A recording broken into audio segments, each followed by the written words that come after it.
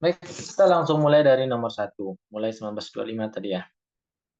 Seperti biasa, soal-soal tutorial nomor satunya itu ada konsep secara umum. Tapi ini kita cuma bahas nomor A dan C aja.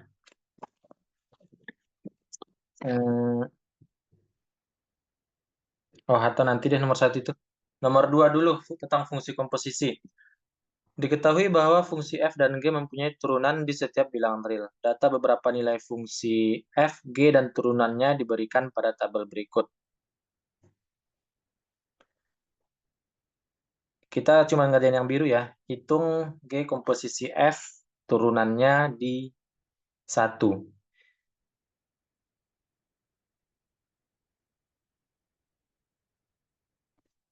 Jadi begini ya. Fungsi komposisi itu gini. Kayak yang A. G komposisi F turunannya di 1 itu sama dengan G dari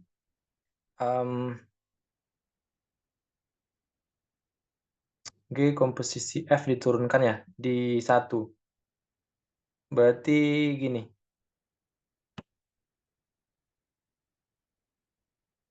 Kita turunkan gini ya.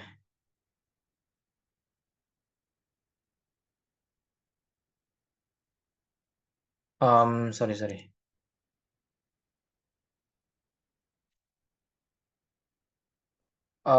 Ini mah aturan rantai ya. G komposisi F itu kan G dari Fx gitu ya.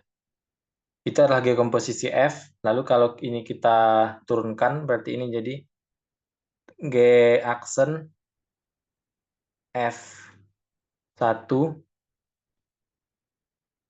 dikali F aksen 1. Seperti itu ya, yang aturan rantai. Jadi, ini kan fungsi G-nya yang paling luar tuh. G komposisi F itu kan fungsi G-nya yang paling luar, lalu di dalamnya ada fungsi fungsi F, sorry. Nah, jadi bentuk fungsinya kan G, di dalamnya ada F gitu ya. Nah, G komposisi F diturunkan, artinya semua fungsi besar ini kita turunkan gitu ya. Nah, kalau ada fungsi seperti ini, ada fungsi, di dalamnya ada fungsi lagi gitu. Nah, cara menurunkannya, pandang dia sebagai fungsi yang paling besarnya dulu. Jadi, fungsi G, pandang fungsi G-nya dulu. Jadi, fungsi G kalau kita turunkan, ya dia itu akan jadi G aksen gitu ya. G aksen, di dalamnya tetap nggak berubah. Jadi, G aksen Fx gitu. Ini harus kita kalikan lagi dengan turunan yang di dalam fungsinya. Ini kan yang di dalam G ada Fx. Jadi ini kita harus kalikan lagi dengan turunan dari F gitu. Nah, kalau yang di dalam F-nya ada lagi, misalnya di dalam F ada lagi fungsi, kalikan lagi dengan turunannya seperti itu ya. Nah, jadi kalau kita tuliskan jadi seperti ini, G aksen dari F1 dikali F aksen 1. Nah, dari tabel ada yang bisa teruskan nggak?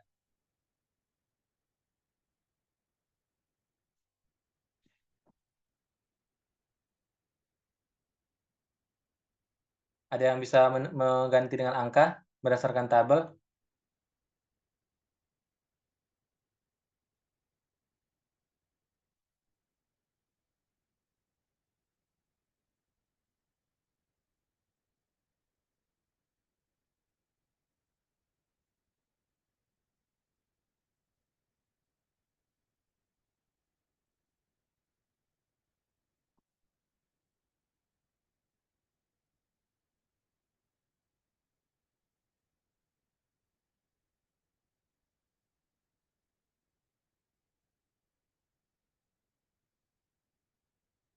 Oke, jadi ini tinggal kita lihat ke tabel ya. F1 nilainya berapa? Ada yang tahu nggak F1 nilainya berapa? 2 ke maaf -1. Min 1 ya. Berarti ini jadi G aksen min 1 dikali, kalau F aksen 1,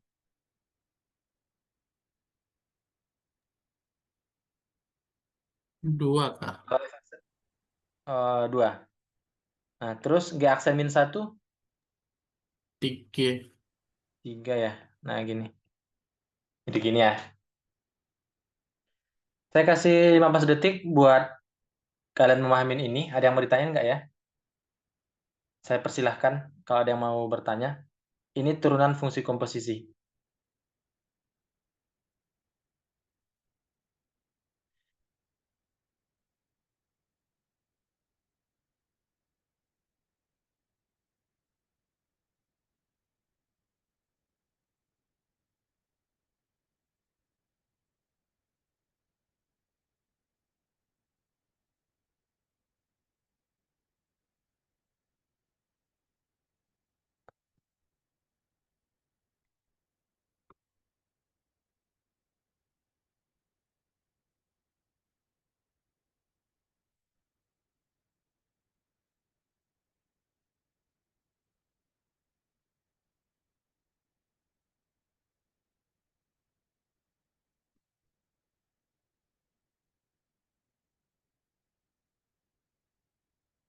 Oke, saya lanjut aja kalau gitu. Sebenarnya tadi pas harusnya bahas nomor 1A dulu.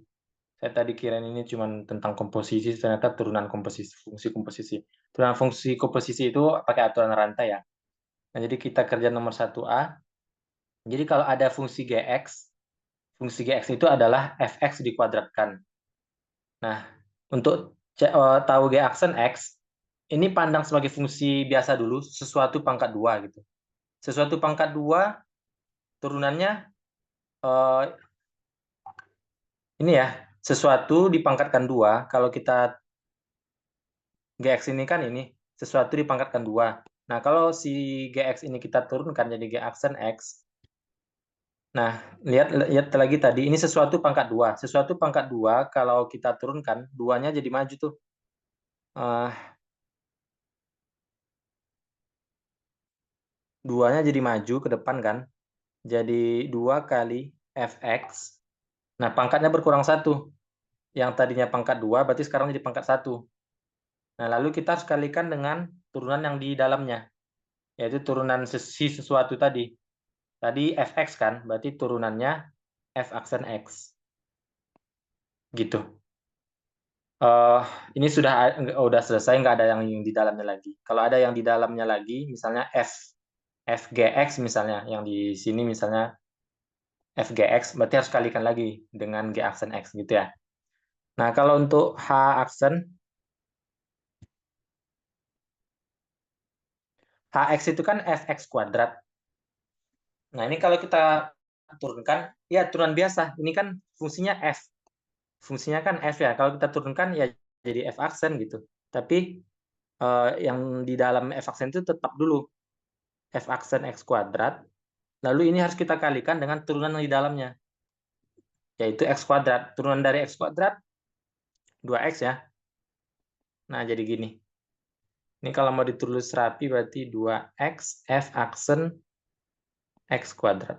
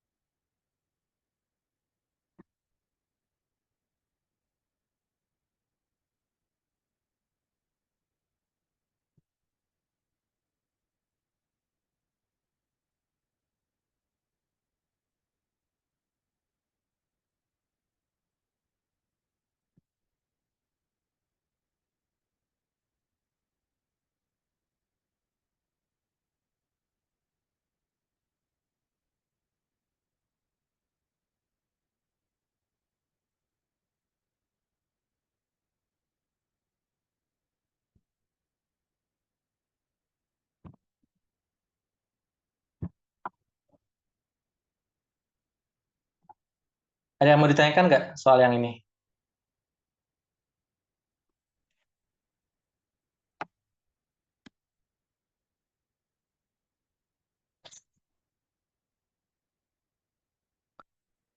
Oke, kalau nggak ada, kita lanjut dulu aja deh. Yang ini nomor 3. Tentukan turunan fungsi-fungsi berikut. Kita ngerjain yang biru ya. Sin pangkat 3, 2x plus 3. Ada yang bisa nggak ini?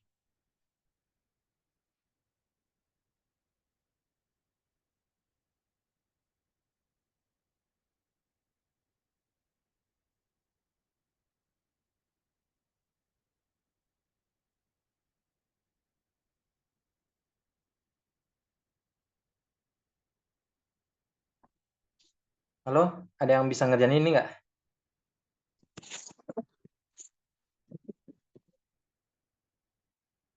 Aduh, ya udah saya aja ya. Tapi, aduh, kok nggak ada yang ngomong ya?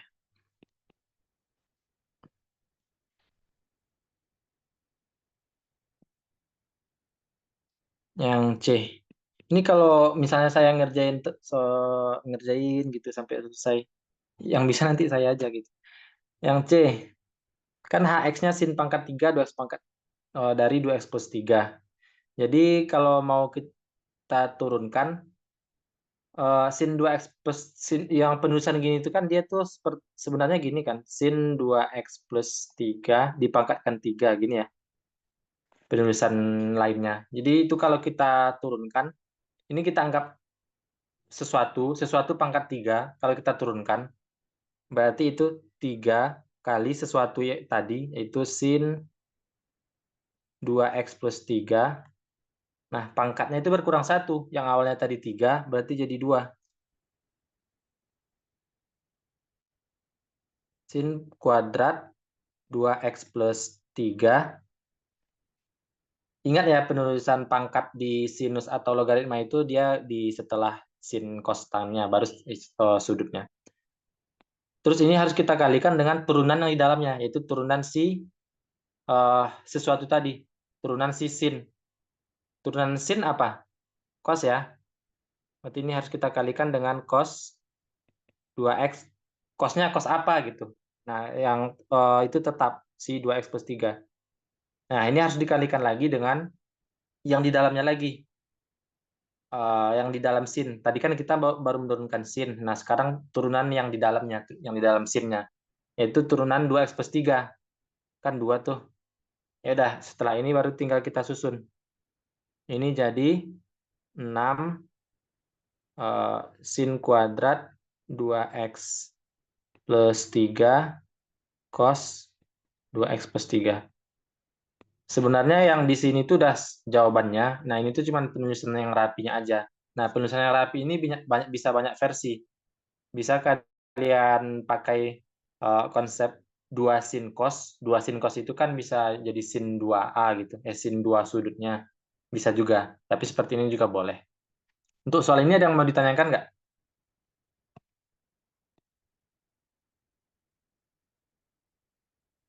Jelas, Kak. Jelas ya. Jadi tadi pandang ini dulu dengan fungsi yang besar gitu. Sesuatu pangkat 3. Nah, sesuatu pangkat 3, sesuatu itu sin 2 plus 3 ini. Sesuatu pangkat 3 kalau kita turunkan jadi 3 kali sesuatu itu pangkat 2. Nah, itu yang ini. Tapi harus dikalikan lagi dengan turunan sesuatu. Sesuatu tadi kan sin 2x plus 3. Turunan sin 2x plus 3 itu pandang dia tuh kayak sin aja gitu. Sin sesuatu. Sin sesuatu kalau kita turunkan jadi cos sesuatu. Tapi harus dikalikan lagi dengan turunan sesuatunya, yaitu turunan dari 2x plus 3. Diturunkan jadi 2 gitu. Jadi ini kali-kali semua, tinggal dirapikan. Ada yang mau ditanyakan nggak ya soal ini?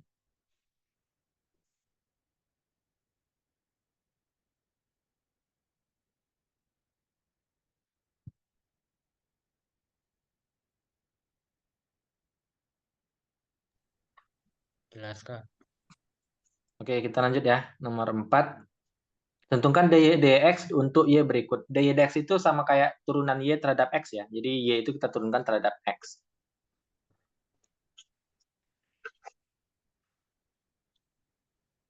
Kira-kira nomor C itu kita pakai cara apa ya? Ada yang mau bersuara nggak?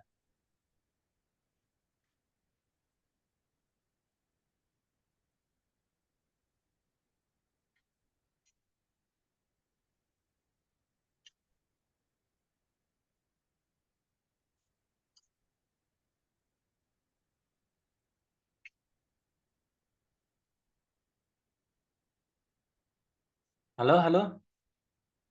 4C?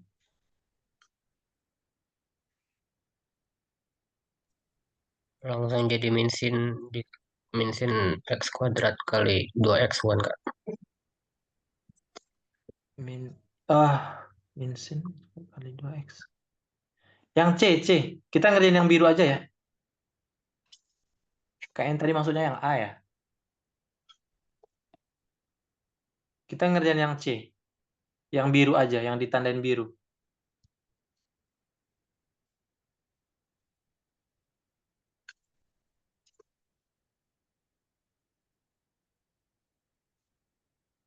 Yang C ada yang tahu cara apa?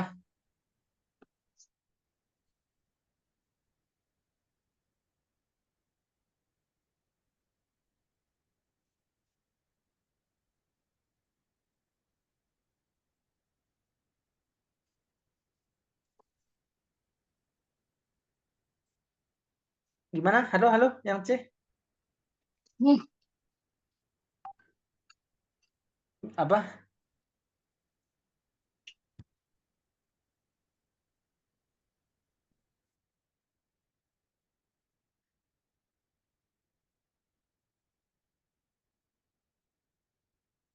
Ini sebenarnya dipelajari pas SMA juga loh. Ini kan yang C ini kan bentuknya perkalian fungsi nih. X kali cos X kuadrat. Ini nggak bisa disederhanain, ya udah gitu doang. X kali cos X kuadrat. Itu perkalian. Nah, kalau ada perkalian, itu kita pakai turunan U kali V. Jadi untuk yang soal C, kalian namakan misalnya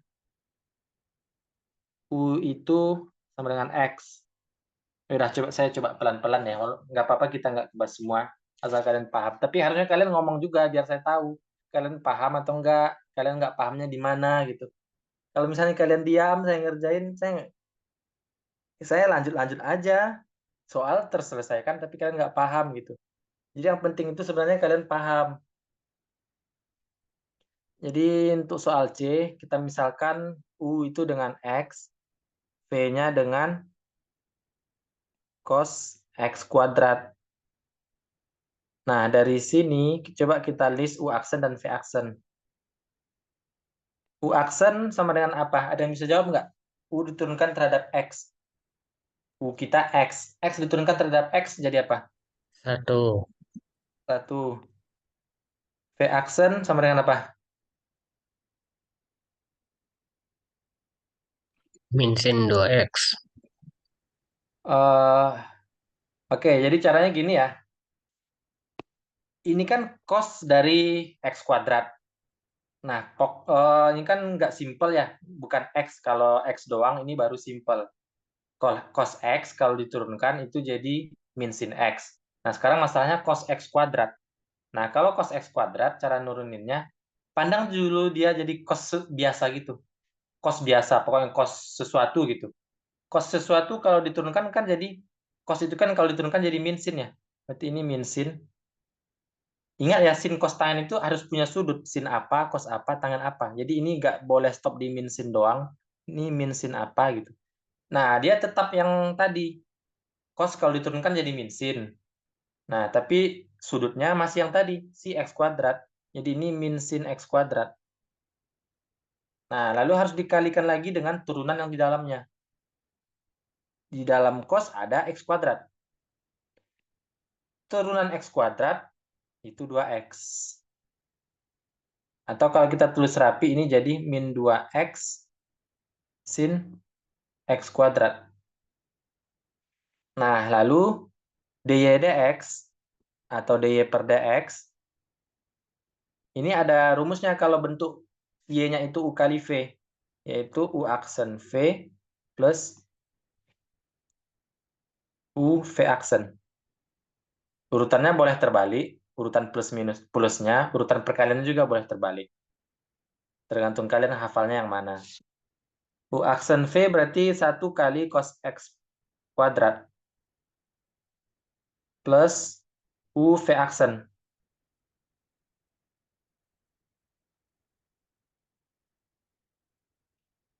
Ini. Yang ini udah jawaban, udah selesai. Nah, tapi lebih bagus itu kita rapikan penulisannya.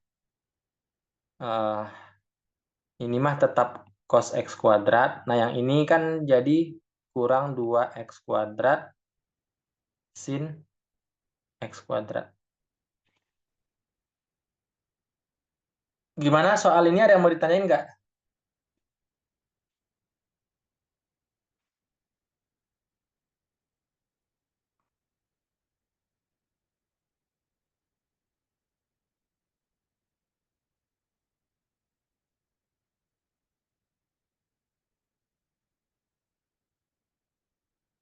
Jelas, Kak. Oke, kita lanjut ya. Nomor 5. Tentukan gradien garis singgung grafik persamaan berikut di titik P yang diberikan.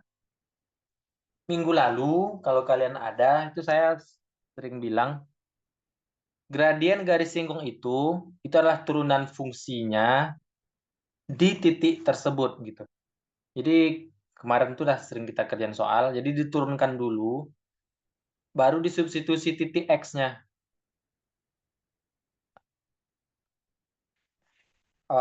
Disubstitusi titiknya. Kalau turunannya si Y aksennya itu cuma dalam X, berarti yang disubstitusi X-nya doang gitu.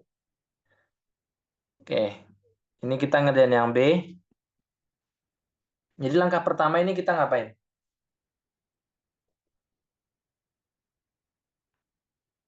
Misalkan UV Ya, makasih Zaki udah ngomong. Ya, misalkan UV, maksudnya itu sebenarnya langkah pertama kita nyari Y aksen gitu ya. Jadi untuk nyari Y aksen, bentuk Y kita kan U per V. Kalau kalian udah mahir sebenarnya nggak perlu tulis misalkan gini. Langsung aja itu Y aksen sama dengan sesuatu dikali sesuatu gitu, dikurang sesuatu dikali sesuatu. Nah, tinggal kalian isi nih per sesuatu pangkat 2 gitu kan. Nah, tapi kalau belum mahir ya udah berarti kita perlu kasih nama dulu biar tahu nanti yang mau eh misalnya mau ngapain gitu ya. Misalkan U4X, V X kuadrat plus 1 pangkat 3. Kayak tadi juga ini. U aksen sama dengan apa? Ada yang bisa nggak? U-nya 4X. U aksen itu maksudnya 4X diturunkan terhadap X. 4, Kak. 4. Kalau V aksen,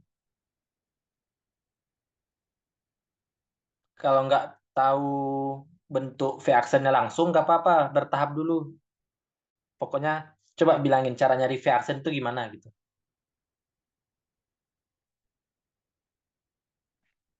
Kalau nurunin ini aja kalian nggak bisa, kalian nggak akan bisa ngerjain satu soal. Itu cuma dasar nyari V aksen dari V yang bentuknya seperti ini. Ini pakai aturan rantai tadi. Aturan rantai itu kita pandang dia fungsi besar dulu, itu kita turunkan biasa, lalu kali dengan turunan yang di dalamnya, kali lagi turunan yang dalamnya, kali lagi turunan yang dalamnya gitu. Kalau masih ada yang di dalamnya gitu. Jadi nyari V aksen gimana? 3 dikali X kuadrat plus 1 Iya, mantap. ditambah 2X. 3 kali X kuadrat plus 1. Nah, X kuadrat plus 1 itu kan tadinya pangkatnya 3. Kalau kita turunkan pangkatnya jadi 2. Jadi gini. Itu baru penurunan dari sesuatu pangkat 3. Sesuatu pangkat 3 kalau kita turunkan jadi 3 kali sesuatu pangkat 2. Nah, harus kita kalikan lagi dengan turunan yang si sesuatu tadi. Turunan dari X kuadrat plus 1. Itu 2X. Ini kali ya, bukan tambah. Kali 2x. Nah, ini kalau mau kita rapikan, ini jadi 6x kali x kuadrat plus 1 pangkat 2. Itu adalah V aksen. Nah, sekarang Y aksen itu adalah U aksen V dikurang U V aksen per V kuadrat. Tinggal kita substitusi, masuk-masukkan. U aksennya 4. V-nya x kuadrat plus 1 pangkat 3. Dikurang U-nya 4x, V aksennya 6x, x kuadrat plus 1 pangkat 2 per V kuadrat. V kita tadi x kuadrat plus 1 pangkat 3. Kalau kita kuadratkan, berarti dia jadi pangkat 6. Oh, itu harus, kalian kalau yang bagian ini kalian harus udah tahu sih bilangan berpangkat. Kalau dipangkatkan, itu pangkatnya dikaliin. Itu udah matematika dasar banget. Jadi saya nggak nulisin lagi.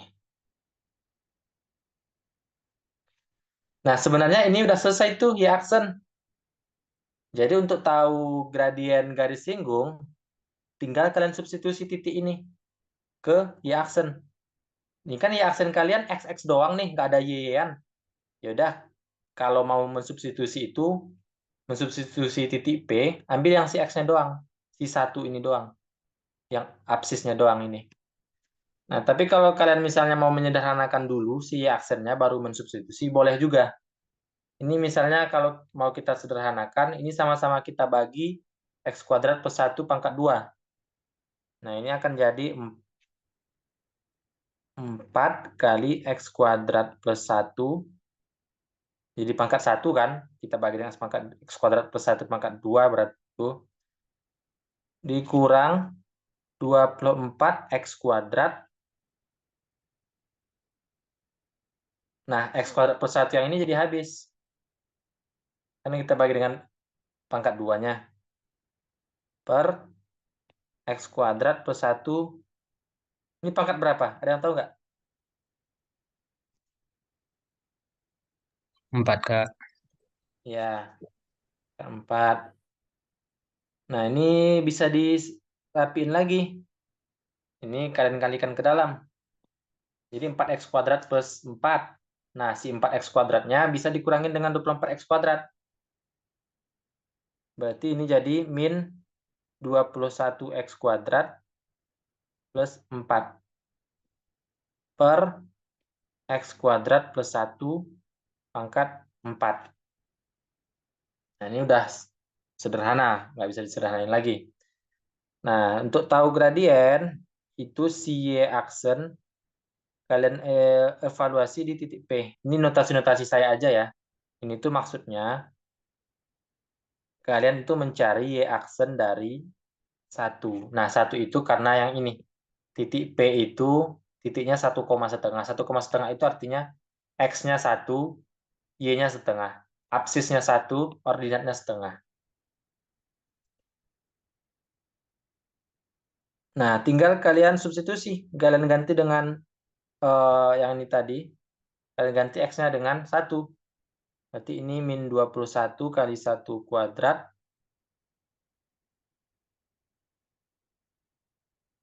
plus 4 per 1 kuadrat plus 1 pangkat 4. Ini jadi min 21 plus 4 itu min 16. Oh, sorry. Oh, sorry. Sorry, saya ada salah jumlah ya tadi ya. Oh, ada yang bilang ya.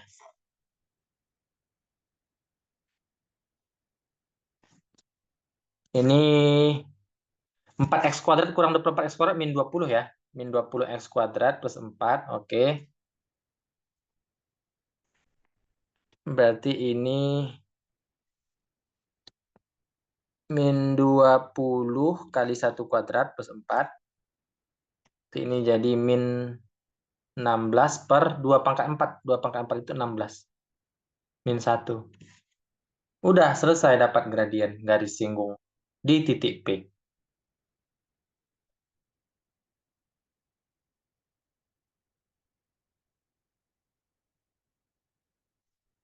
Ada yang mau ditanya nggak soal ini?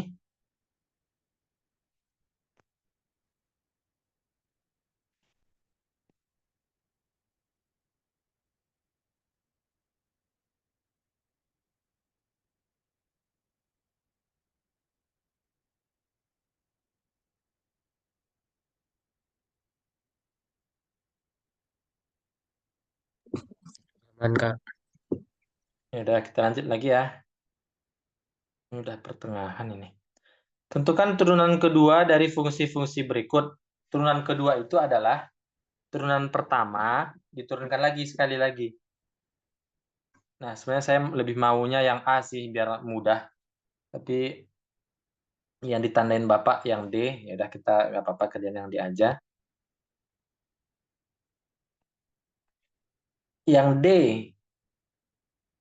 ada yang tahu nggak cara nyari turunan pertamanya apa? Gimana? Yang D, ada yang tahu nggak cara nyari turunan pertama?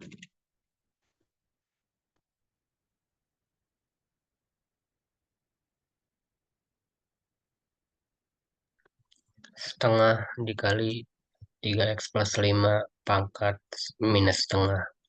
Mantap. Terus, Jika terus, dikali dikali 3. oh mantap. Ada juga yang bisa ternyata. Apakah cuma satu orang itu yang bisa? Ini soalnya mudah, jadi saya nanya kalian. Jadi, soalnya kita tulis ulang dulu biar kebayang mau diapain. Jadi 3x plus 5 pangkat setengah. Nah, untuk nyari f aksen x, kayak saya bilang tadi, setengahnya maju dulu. Jadi setengah kali 3x plus 5, pangkatnya berkurang 1,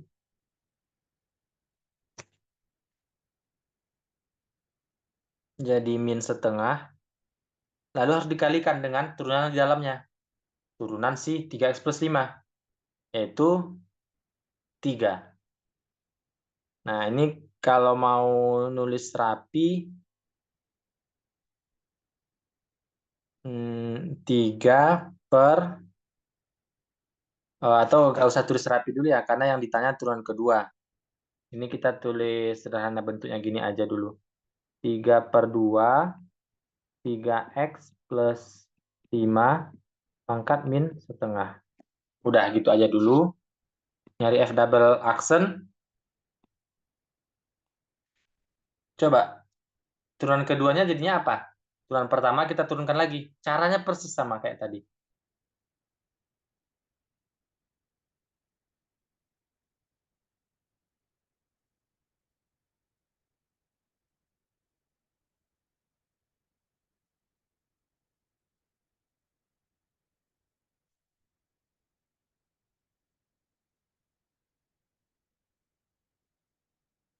Halo, halo, ini caranya persis sama. Minus Dengan setengah min kali setengah 3x plus 5 pangkat minus 3 per 2 dikali 3 pangkat berapa ini? minus 3 per 2 Terus dikali 3. kali 3. Udah gini. 3 per 2-nya diapain ya, Kak? Ya, Saya lupa. dikalikan dikalikan biasa aja, Zaki ini ya. Ya, 3 per 2 ini min setengah, maju ke depan. Ya udah, di sini ternyata ada 3 per 2, ya udah kalikan aja. Ini kan kalau di sini yang nggak ada 3 per 2, artinya kan satu tuh di sini. Berarti kan min setengah kali satu kalau misalnya di sini nggak ada kan. Kalau ada angka di sini, ini kan koefisien 3 per 2 kali.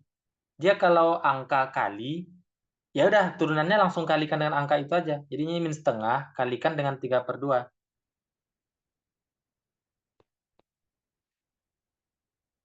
Lalu kayak tadi lah nih, 3x plus 5 pangkat min 3 per 2, lalu kalikan dengan 3. Gitu ya. Nah, kita tulis rapi deh ini, karena pertanyaannya kan memang F double aksen X. Berarti ini min 9 per 4. eh pangkat negatif kita turunkan aja ke bawah. 3x plus 5 pangkat min 3/2, kalau kita turunkan ke bawahnya kan jadi pangkat positif tuh.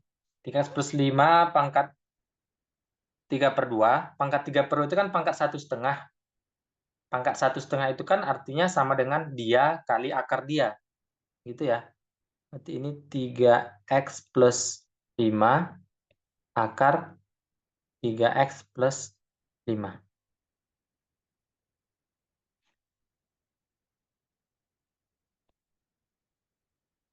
Nah, oke. Soal ini ada yang mau ditanyain nggak? Zaki setidaknya udah berusaha ngomong-ngomong, menjawab, walaupun masih kurang tepat, sering kurang tepat, tapi dia udah berusaha bagus. Setidaknya saya tahu kalian tuh belum pahamnya di mana, gitu. Soalnya soal ke bawah itu malah tambah susah lagi. Semakin ke bawah semakin susah soalnya.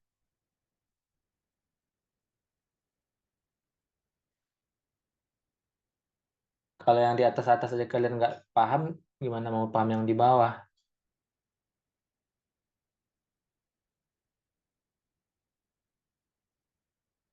Ada yang mau ditanyain soal ini?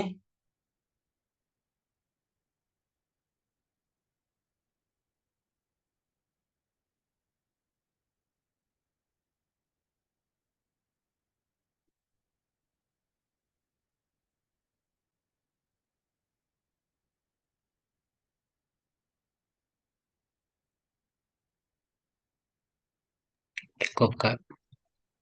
Ya udah, kita lanjut ya. Hitung daya dx dari persamaan berikut dengan menggunakan turunan implisit. Nah, turunan implisit itu eh, prinsipnya sama dengan yang tadi, yang saya bilang. Jadi misalnya ada f hmm, ada fx,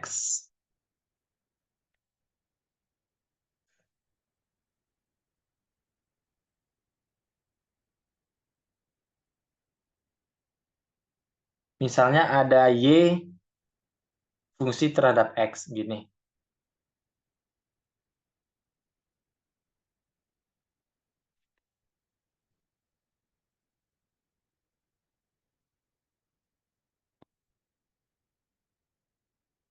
Misalnya ada y kuadrat. Y itu dia fungsinya terhadap fx. Y itu adalah fungsi terhadap fx. Lalu ada y kuadrat. Ini mau kalian turunkan terhadap x.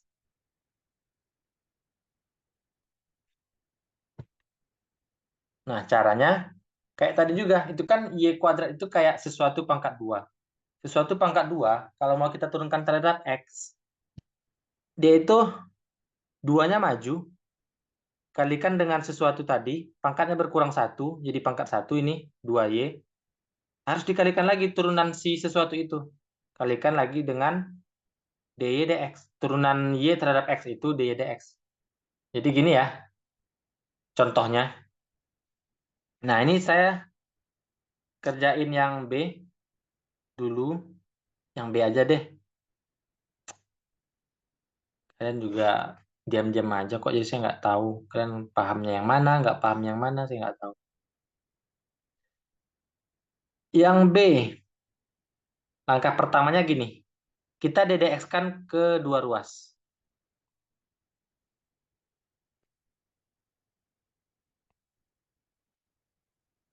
Terus ini DDX dari 1. Gitu.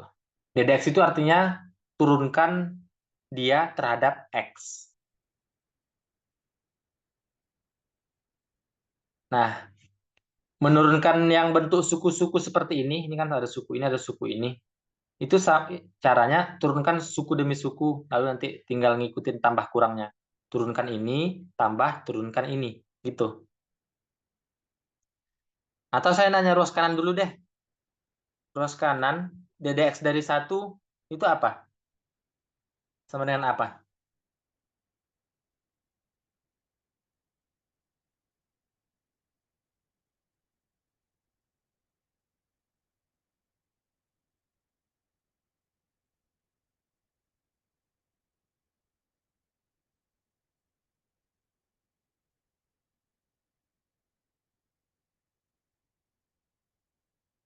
Halo?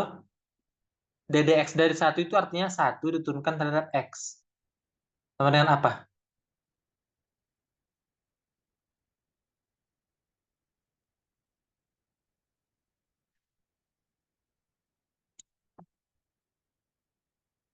Ya, Dani, 0. Lalu kita ruas kiri deh. Saya bilang tadi kita turunkan suku demi suku. Sekarang X pangkat 4. Kalau diturunkan terhadap X, jadi apa?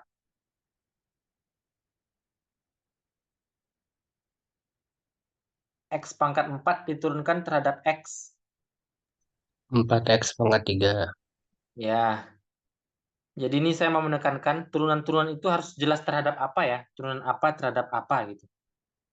Kalau Y pangkat 4 kita turunkan terhadap X, jadi apa? Itu yang contoh saya tadi. Contoh saya tadi, Y kuadrat, kalau diturunkan terhadap X, duanya maju ke depan, Y pangkatnya berkurang satu, jadi pangkat satu, terus harus dikalikan dengan turunan yang dalamnya itu turunan si Y-nya, dx gitu. Nah, kalau sesuai soal, turunan dari Y pangkat 4 jadi apa?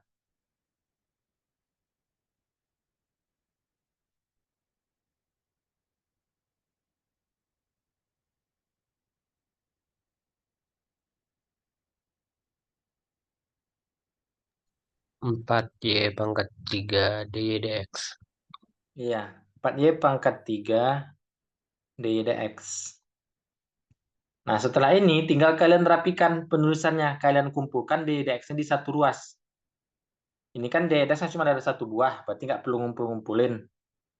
Biarkan dia di ruas kiri misalnya. Si 4x pangkat 3-nya kita geser ke kanan. Atau istilah lainnya, kedua ruas dikurangin 4x pangkat 3 gitu ya.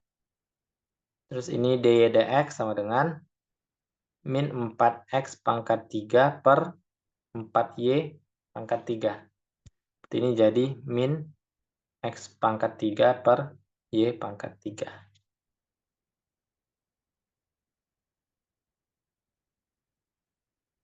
Udah selesai ini.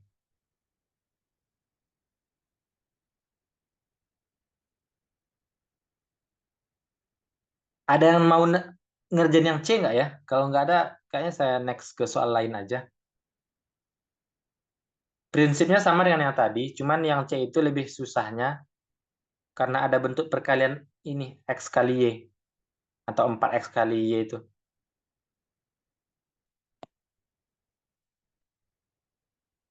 Jadi agak lebih susah sedikit.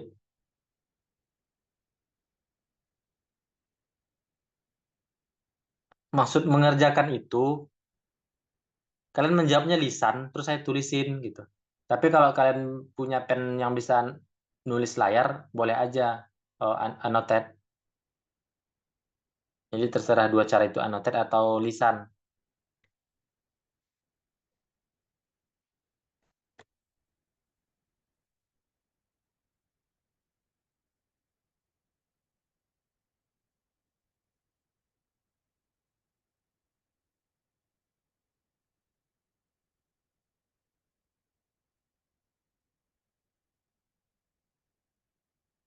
Ada yang mau nggak saya bimbing caranya? Mau coba kak. Ya, Zaki. Langkah pertamanya apa? Ikutin aja cara yang B ya. Dari d per dx dulu. Nah, kita DDX-kan dulu kedua ruas.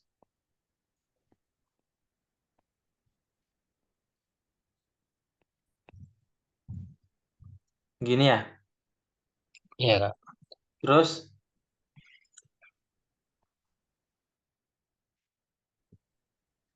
Terus boleh yang kiri dulu kak. iya, terserah. Kiri dulu. Yang kiri jadi eh, depannya 3x kuadrat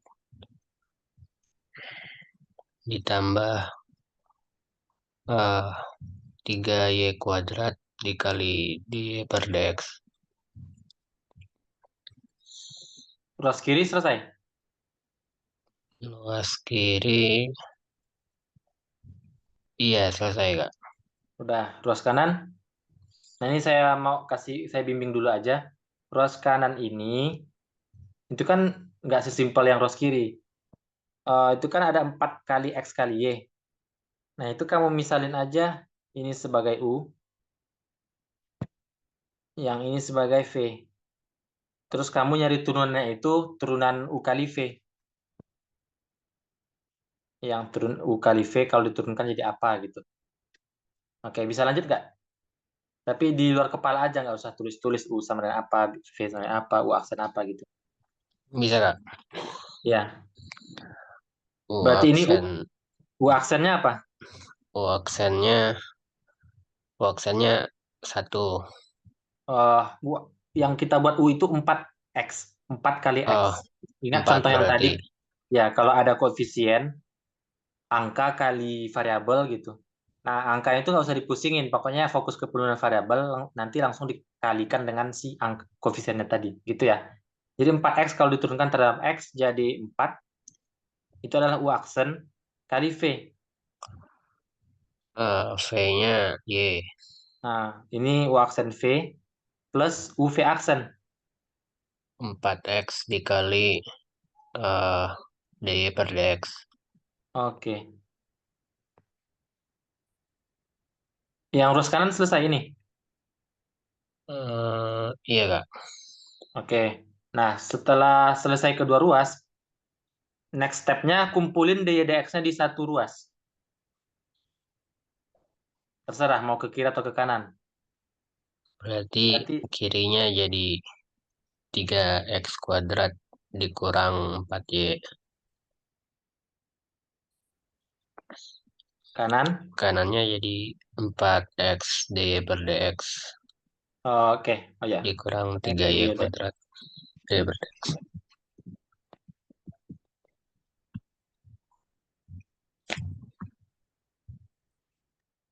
Nah, setelah itu yang ruas yang ada DY/DX-nya kamu keluarin dia, alias faktorin.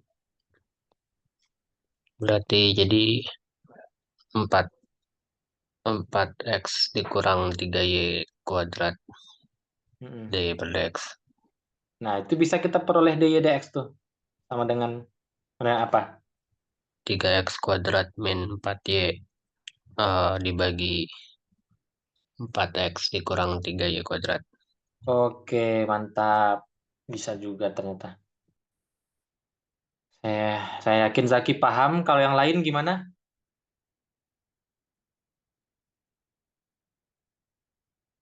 Kecil jadinya tulisannya karena saya besarin tadi.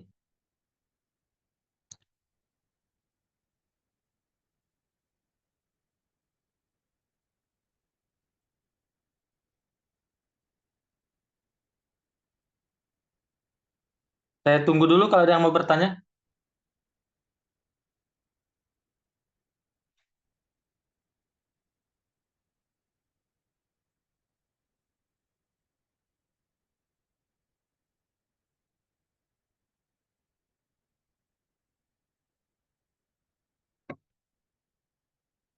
Yang diam itu artinya paham atau tidak paham atau tidak ngikutin.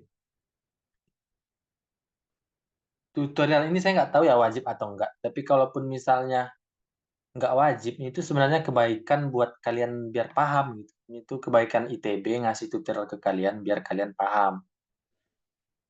Gratis juga kan ini udah termasuk uang kuliah. Oke, kalau paham saya lanjut. Nah, nomor 10 ini konsepnya sama dengan yang tadi-tadi juga. Sekarang kan ditanya D dx dan D kuadrat Y dx kuadrat. Ini tuh notasi untuk turunan kedua. Jadi cari dulu D dx, setelah dapat, turunkan sekali lagi, bakal dapat ini.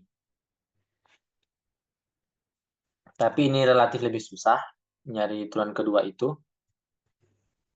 Apalagi yang diminta Bapak ngerjain yang B, itu susah. Tapi nggak apa-apa, kita coba dulu aja deh yang B. Atau kalian bisa sampai turunan pertama aja itu udah bagus. Atau sekarang sampai turunan pertama dulu aja deh.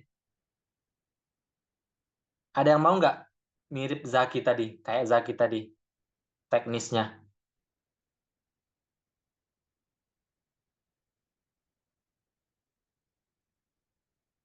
Caranya juga persis sama kayak Zaki tadi.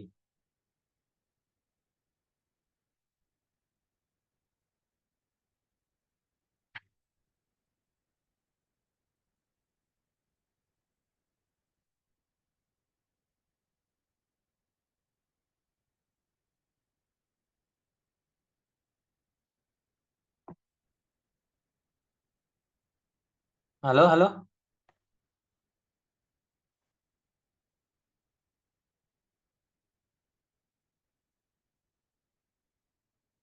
Atau Zaki lagi aja ya? Boleh Kak, boleh Kak. Sebenarnya ini tuh nanti susah buat nyari turun kedua, tapi kita kayaknya sampai turun pertama aja. Ini saya tulisin gini Zaki. Silahkan lanjutkan. Lisan ya, saya yang nulisin. Eh, depannya jadi 8Y dikali D per dx dikurang, ini berarti UV lagi Kak. Iya, UV lagi. U aksen V itu Y, Iya, eh, dikali UV aksen X ditambah. dikali D per dx. Oh, ditambah ya. D X D per dx. U kali V aksen itu kan rumusnya U aksen V plus UV aksen ya. Ingat Oh yang ini ya. ya. Nah, tapi kita perlu hati-hati. Tanda kurang yang ini. Yang saya tulis jadi tanda kurang yang ini. Yang kita anggap sebagai UV itu kan sekarang yang ini ya. Nggak termasuk tanda kurangnya kan. Kalau nggak termasuk tanda kurangnya, pas kita Harus nyari, dikasih kurung. ya benar itu maksudnya. Cara lainnya, ikutkan aja tanda kurangnya. Jadi yang dianggap sebagai U kali V itu adalah min XY gitu. Jadi ini yang sebagai U, ini yang sebagai V. Oh, Nanti tanda di sininya tambah. Nanti di sini tambah, barulah cari U aksen V gitu. Itu cara kedua, cara berpikir yang lain gitu. oke Ini Kak. cara start. Oke ya. Terus lanjutin, Sama dengan barulah 4. segini kayaknya ya. Ya.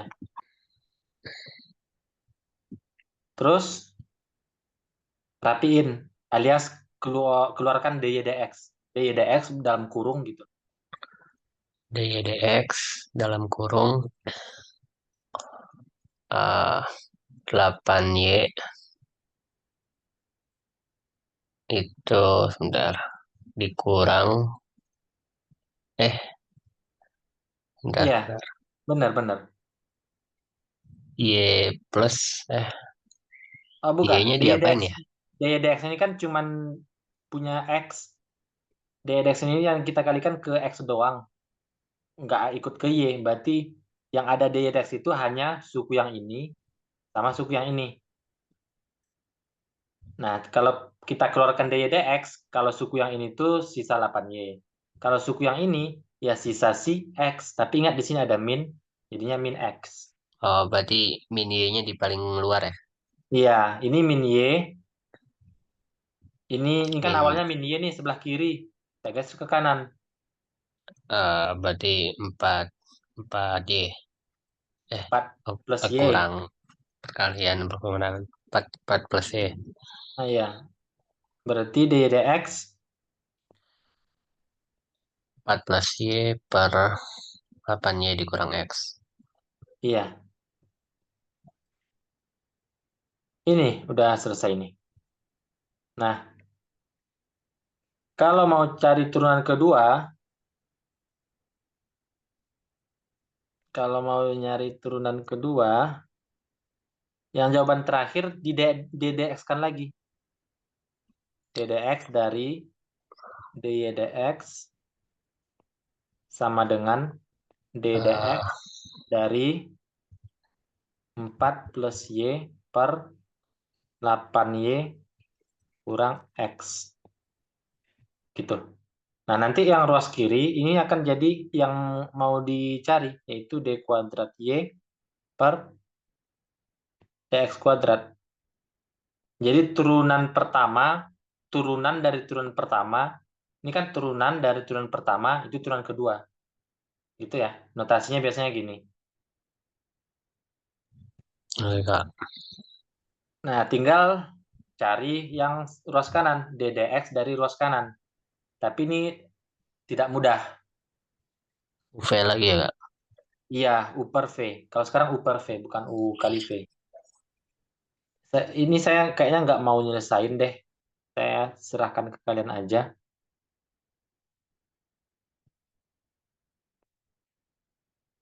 Jadi ini pakai turunan U per V, tapi ingat yang kalau mau menurunkan Y harus ada kali dx-nya gitu. Nah, nanti itu kalian bakal dapat, misalnya bakal dapat. Terus misalnya ada bentuk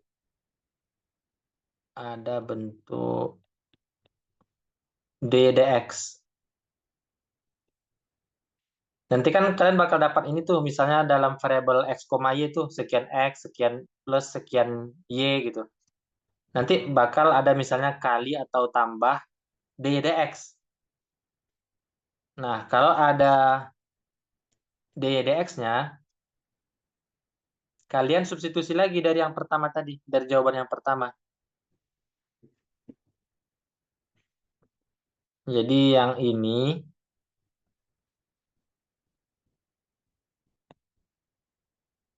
ini kan substitusi ke dia gitu. Kalau nanti ada bentuk dy dx-nya. Biar nanti jawabannya itu hanya dalam x dan y aja, nggak ada dy dx-nya gitu. Sama dengan ini maksudnya, sama dengan, nah nggak ada dy dx lagi.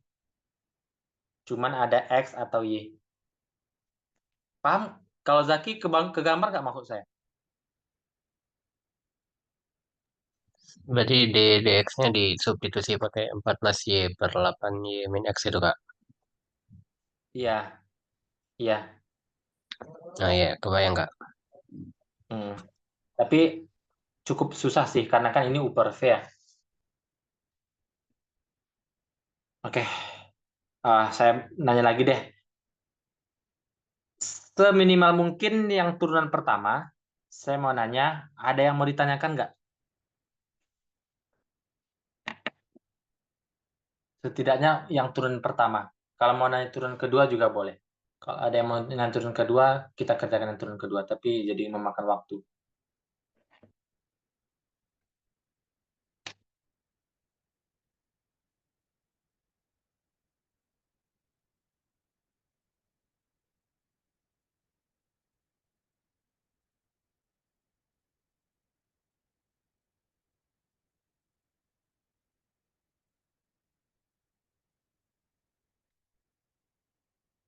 Udah saya lanjut ya.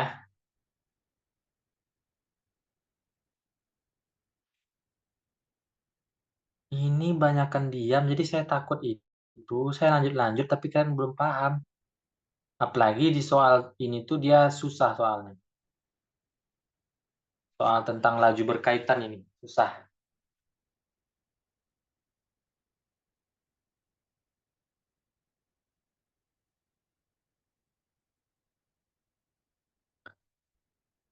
Oke deh, kita lanjut aja. Seterusnya ke bawah itu soal tentang laju berkaitan, laju relatif. Jadi biasanya terhadap waktu turunannya. Em,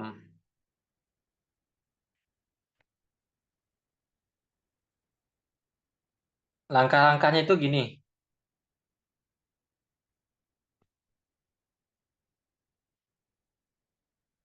gambarkan bila perlu, biar kebayang, eh, dan tulis yang diketahui.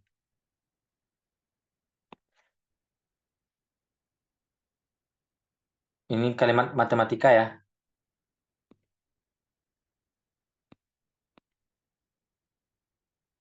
Terus langkah kedua itu, dari yang diketahui tadi, itu kan perhatikan variabel kuncinya, variabel apa aja sih yang jadi kunci gitu. Misalnya X dan Y. Misal ada dua variabel X dan Y. Kalau variabel bebas itu biasanya T. Variabel bebas itu T. Bebas itu maksudnya dia yang bergerak gitu ya, dia yang berubah. Ingat ya beda variabel bebas sama variabel terikat. Jadi nanti itu kita mainnya dengan dx dt ini. Cari hubungan X dan Y. Variabel kunci kita sekarang X dan Y misalnya. Nah, kita tuh perlu nyari hubungan X dan Y. Terkadang perlu perantara variabel ketiga. Variabel ketiga. Misal Z deh. Jadi biasa juga ada 3 variabel. Bisa pakai perantara. Nah,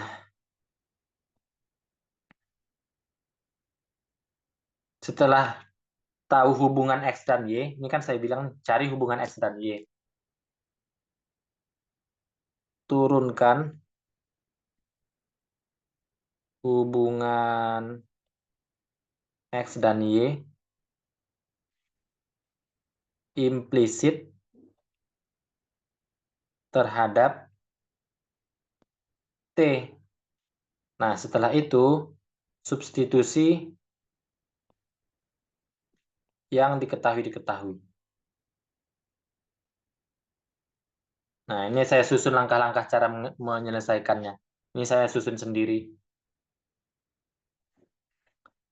Oke, kita baca soal ya. Luas permukaan sebuah kubus bertambah dengan laju 72 cm kuadrat per detik. Kalau kalimatnya bertambah dengan laju, itu kan laju pertambahan. Kalau laju, itu DDT. Nah, tinggal nyari yang ininya.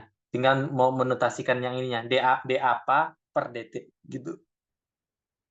Jadi kalau ada kalimat pertama yang ini, coba kalian tuliskan jadi simbol matematis. Apa sama dengan apa gitu. Dari kalimat pertama ini kita bisa dapat apa sama dengan apa.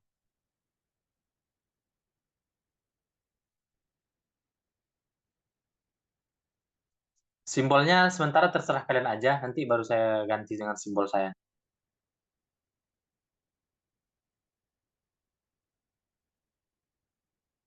Dari jadi kita itu menerjemahkan per kalimat ya.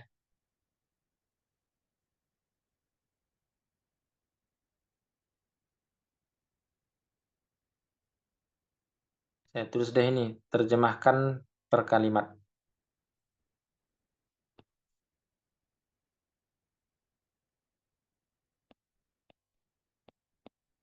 Kalimat pertama itu kita punya apa? Luas permukaan sebuah kubus bertambah dengan laju 72 cm per detik. Halo, nggak ada yang mau ngomong kah? Ini pertanyaannya sederhana. Dari kalimat pertama itu, kita punya apa sebenarnya apa? Ini cuma masalah simbol-simbol doang, belum ngitung-ngitung.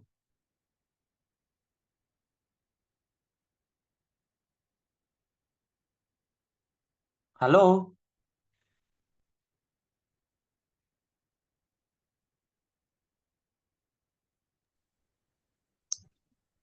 Disimbolin maksudnya gimana, Kak?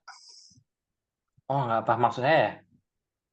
Maksudnya, tugas kalian itu menerjemahkan per kalimat jadi kalimat matematis. Matematis itu maksudnya yang kayak di atas-atas inilah DDX, DXDT gitu. Nah, sekarang ada kalimat luas permukaan sebuah kubus bertambah dengan laju 72 cm kuadrat per detik. Itu tuh bisa kita tulis sebagai apa? Kalimat matematisnya.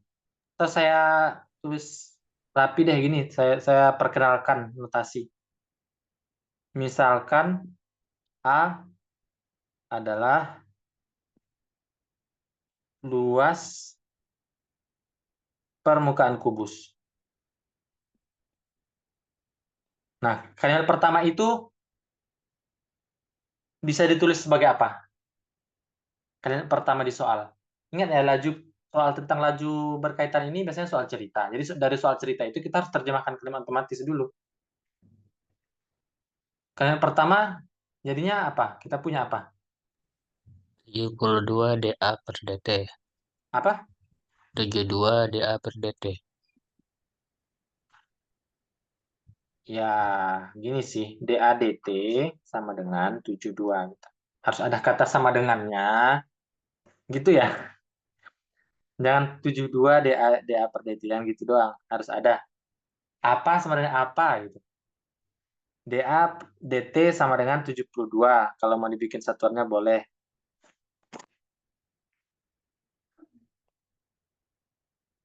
Gini.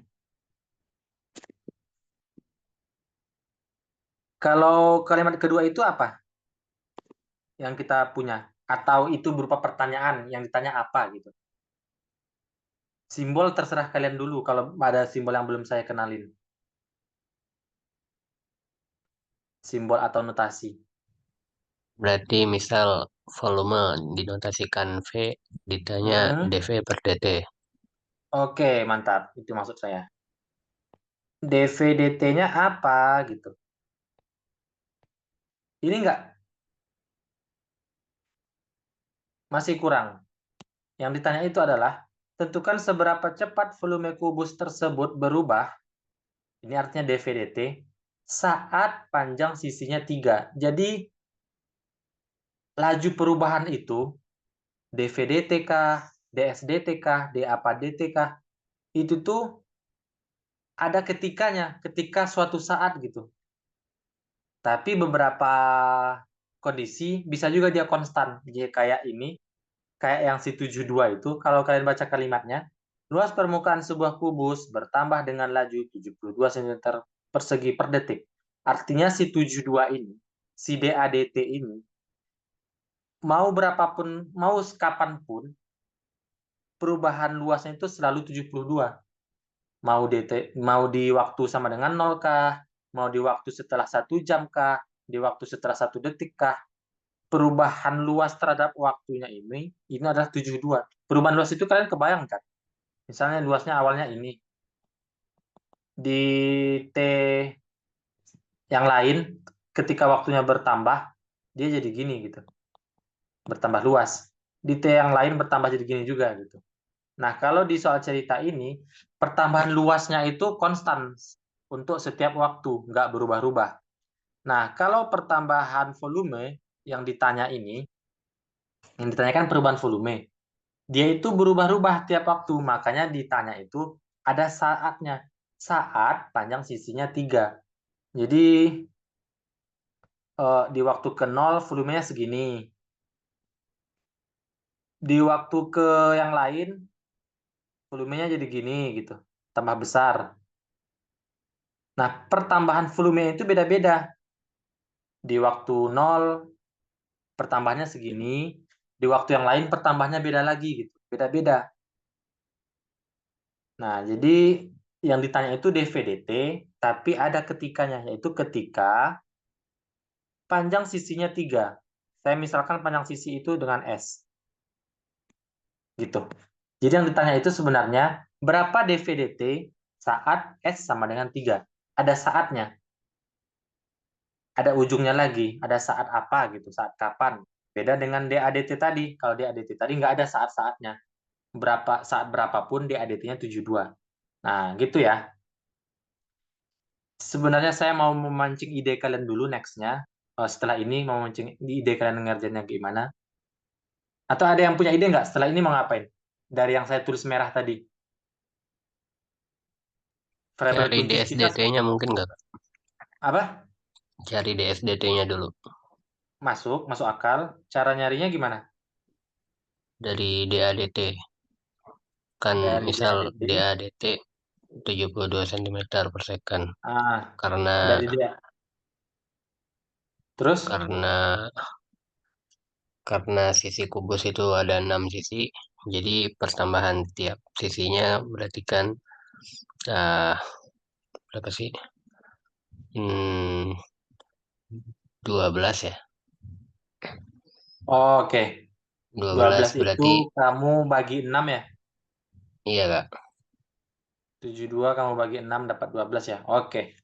Terus berarti Makasih sudah. Oh, perpanjangan tunggu, gas. tunggu, tunggu. Tunggu, tunggu. Makasih sudah menjawab setidaknya. Makasih sudah menjawab. Itu salah. Ikutin yang saya tulis merah. Walaupun yang saya tulis merah agak berantakan ya. Gambarkan bila perlu. Di sini masalahnya sederhana, cuman kubus. Jadi kita nggak usah gambarin deh. Dan tulis yang diketahui. Kita udah tulis yang diketahui dari kalimat soal. Terjemahkan per kalimat. Kita udah melakukan langkah pertama ini. Langkah kedua misalnya ada dua variabel A dan V. Variabel bebas T.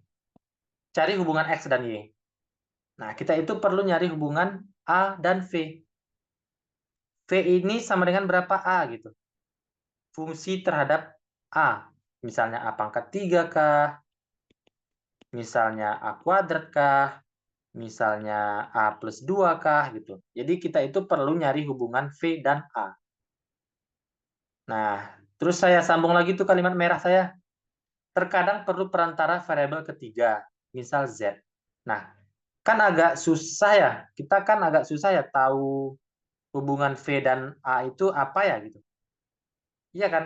Kalau di kubus luas permukaan dengan volume nggak ada rumusnya kan? Iya nggak, Zaki? Nggak ada rumus yang menghubungkan volume dengan luas permukaan kan? Kalau akar A per 6 nggak? Ah, Akar A per 6 ya? ah, 3 Gimana itu gini? bukan. A per 6 dipangkatin 3 per 2 Kak. Oh, pangkat 3 per 2 ya? Kayaknya benar sih. Sorry, sorry. Nggak pakai akar tapi. Iya, iya. Gini ya. A per 6 pangkat 3 per 2 ya? Iya Kak. Kayaknya benar. Kayaknya ini kamu tuh langkahnya dari ini ya. A itu 6S kuadrat. V itu S pangkat 3. Gini kayak cara kamu ya? Saya Dari lebih bayangin aja Kak itu dibagi 6 cari sisi dulu terus dipangkatin 3. eh iya kayaknya. Iya, sama ini yang saya tulis. Jadi kalau dari pertama kan S itu berarti akar A per 6 alias A per 6 pangkat setengah. Terus ini kita substitusi ke sini, si S-nya. Jadi A per 6 pangkat 3 per 2. Bener, bener. Nah, ini cara pertama nih. Jadi kalau bisa tahu hubungan V dan A langsung, itu bagus. Kalau gitu saya ngikutin cara pertama, cara Zaki aja. Cara pertama, ini saya namakan cara pertama. Saya kasih dua cara aja deh. Nggak apa-apa kita lama-lama di sini. Karena memang ini cukup susah. Jadi nggak apa-apa lama-lama di soal yang susah.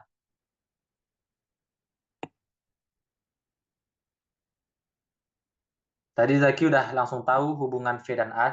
Dengan cara dia lah saya nggak mau tahu banyak tentang cara dia mendapatkannya. Yang penting kami sependapat. Tapi saya tulis di sini deh. Dari hubungan, dari persamaan lah ya.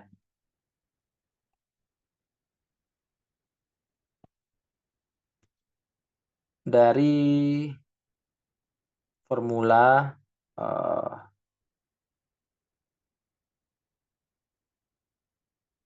dari A sama dengan 6S kuadrat dan V sama dengan S pangkat 3, kita punya V sama dengan, tadi apa? A per 6 pangkat 3 per 2 ya? Gini Zaki. Halo Zaki. Iya Kak, Tadi iya Kak. gini ya? Iya, saya agak lupa-lupa. Nah, itu udah dapat tuh. Kan tadi saya bilang cari hubungan X dan Y. Udah. Terkadang perlu perantara variabel ketiga misal Z. Nah, ini nggak perlu lagi untuk cara pertama. Karena udah langsung tuh V hubungannya dengan A. Lalu turunkan hubungan X dan Y ini secara implisit terhadap T. Jadi yang persamaan ini kita turunkan kedua ruas terhadap T. Berarti dV dt sama dengan apa, Zaki? Turunkan terhadap T secara implisit. Caranya kayak tadi-tadi juga. Kalau ruas kiri kan kita turunkan terhadap T jadi dV dt. Kalau ruas kanan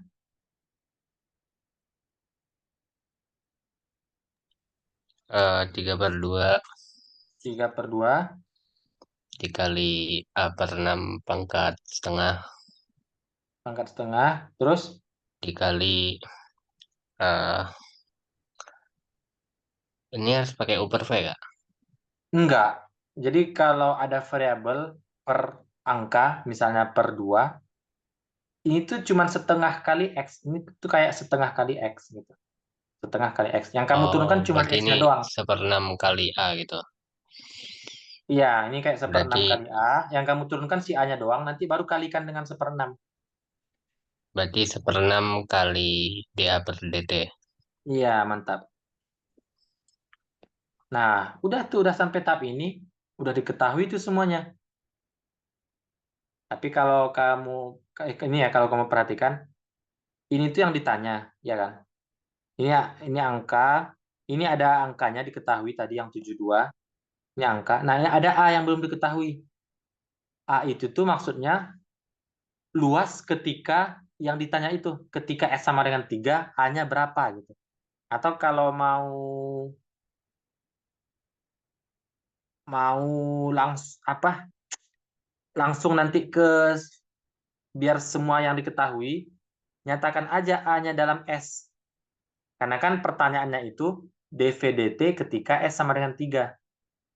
Sedangkan di sini ada A, kita belum tahu A-nya berapa. Jadi hmm, kita tulis gini.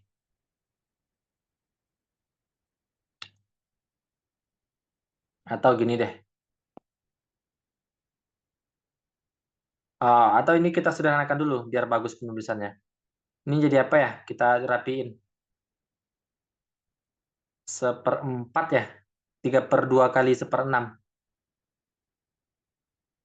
1/4 A/6 pangkat setengah kali DADT. Gitu ya. Nah, pertanyaannya itu ketika S sama dengan 3. Jadi ketika S sama dengan 3 ini tuh cukup info yang penting. Jadi saat S sama dengan 3, A-nya berapa? Bisa jawab nggak, Zaki? Saat S sama dengan 3, A-nya berapa? 54 kak. 54 ya? Oke, 54. Nah, jadi yang dari bentuk terakhir tadi, kita evaluasi dia di saat S sama dengan 3. Jadi yang ini tadi, dV dt ketika S sama dengan 3, itu sama dengan 1/4 kali. Nah, yang tadi saat S sama dengan 3, A-nya 54. Berarti 54/6 pangkat setengah kali dA dt. Ketika S-nya sama dengan, nah ini langsung angka deh. dA dt kan tadi udah ada angkanya, yaitu 72. Dan angka 72 ini tuh berlaku untuk setiap saat. Mau saat berapapun. Mau saat S-nya 3, mau saat S-nya yang lain. Berapa tadi nih? Lupa lagi. 72. Ya udah, ruas kiri kan emang itu yang ditanya kan. Tinggal kita samarin di sini. 54 bagi 6, 9. Akar 9, 3. Berarti ini 3/4 kali 72. Berapa ya? 54 ya?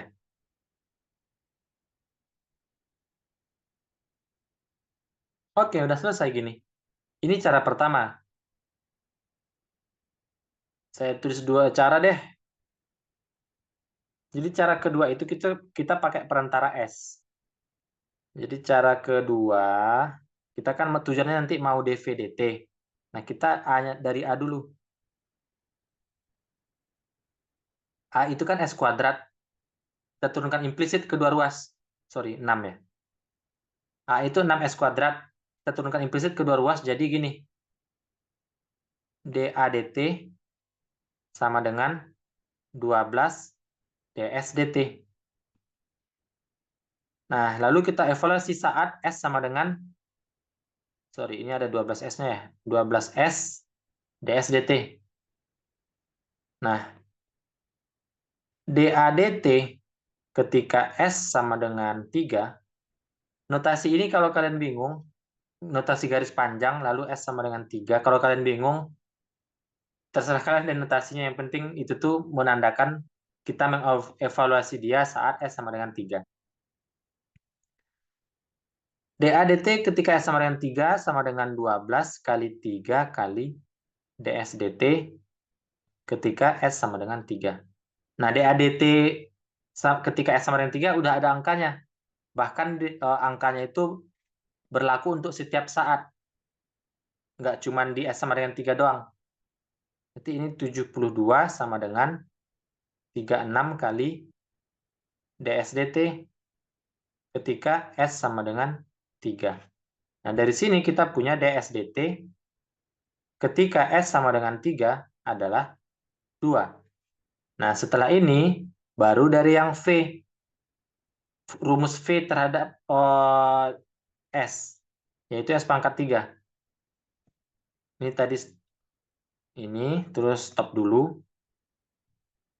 Baru yang V, turunkan implisit, sama kayak sebelumnya, 3S kuadrat ds dt. Substitusi deh. Jadi dV dt ketika S sama dengan 3, ini yang ditanya, ini adalah 3 kali 3 kuadrat kali ds dt. Ds dt tadi adalah 2. ds dt ketika S sama dengan 3 ya. Ds dt ketika S yang lain beda lagi. Bisa beda lagi. Sama dapatnya. Oke, saya kasih kalian waktu buat lihat ini kalau ada yang mau ditanyakan. Ada 2 cara itu.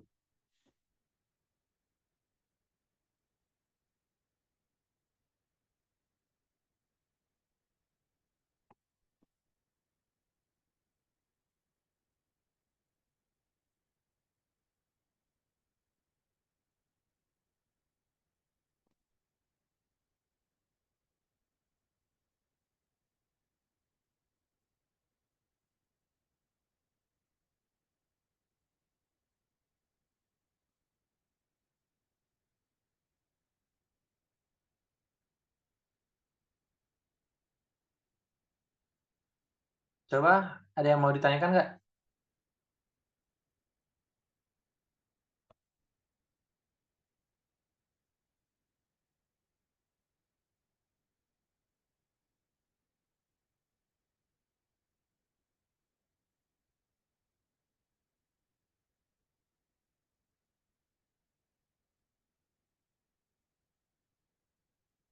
Oke, kalau aman.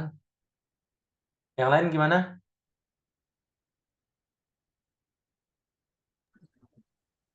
Aman Kak. Udah, kita lanjut ya.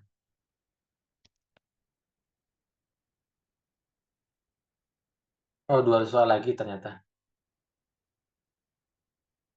Kita nomor 13. Ini kayaknya nggak terlalu susah. Sebuah bola besi berjari-jari 5. Nah, kita gambarin. Kita gambarnya 2 dimensi aja ya. Kalau mau gambar 3 dimensi susah. Ada bola. Jari-jarinya 5. Berarti ini ke sini 5. Dilapisi es dengan ketebalan seragam. Jadi di luarnya ada es. Ketebalannya katanya seragam. Berarti membentuk bola juga ya.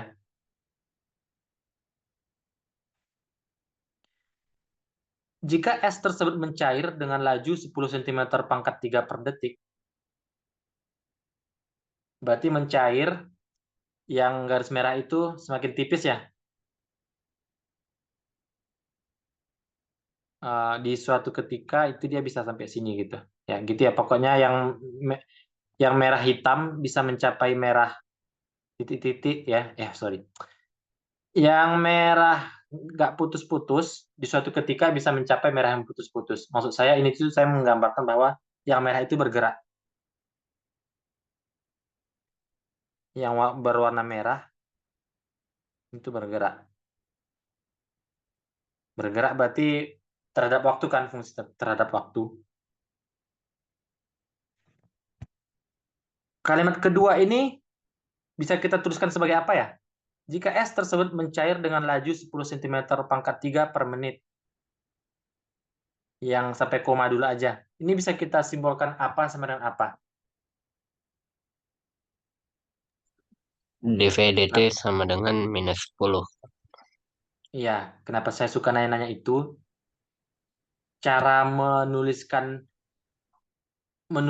notasi dan sama dengan apanya itu tuh langkah pertama buat bisa next-nextnya. Kalau nggak tahu apa yang diceritakan soal, itu nggak akan bisa ngerjain soal. Jadi, yang 10 itu adalah dV/dt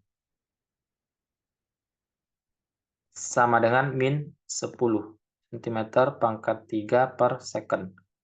Kita kasih tahu deh bahwa V itu adalah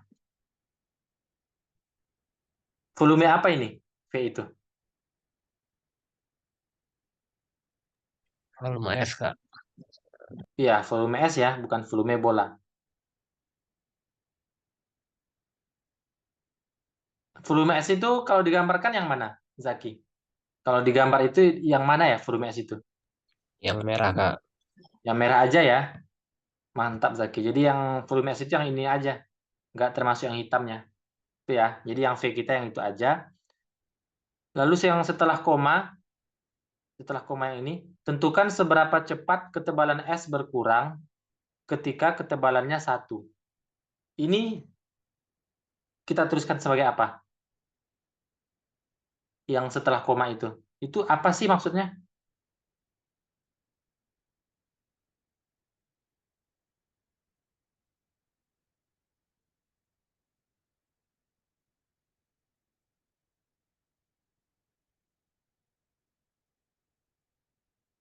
Ayo.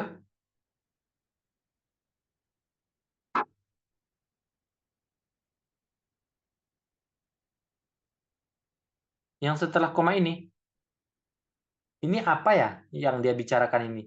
Tentukan seberapa cepat ketebalan es berkurang ketika ketebalannya 1 cm. Dia lagi bicarain apa sih? Maksudnya kita bisa Diameter, Kak. menuliskan apa? Hah? Diameter Diameter.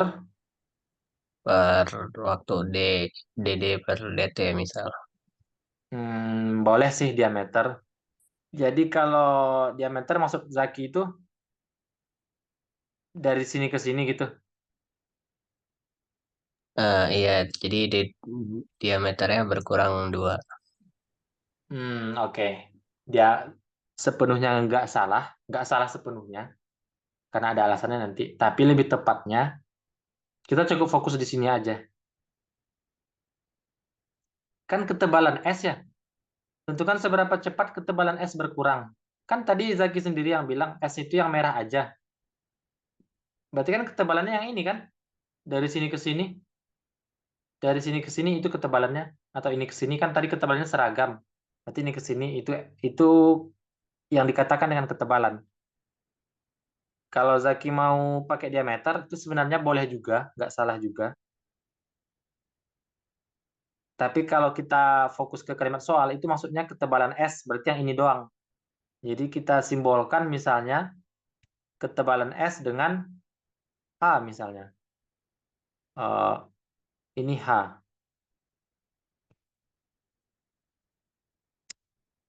Kurang jelas ya. Jadinya gara-gara saya nulis panah-panah ya. Ini H, ini ke sini H gitu. Jadi yang ditanya itu adalah berapa sih DH/dt ketika H-nya 1. Gitu kan?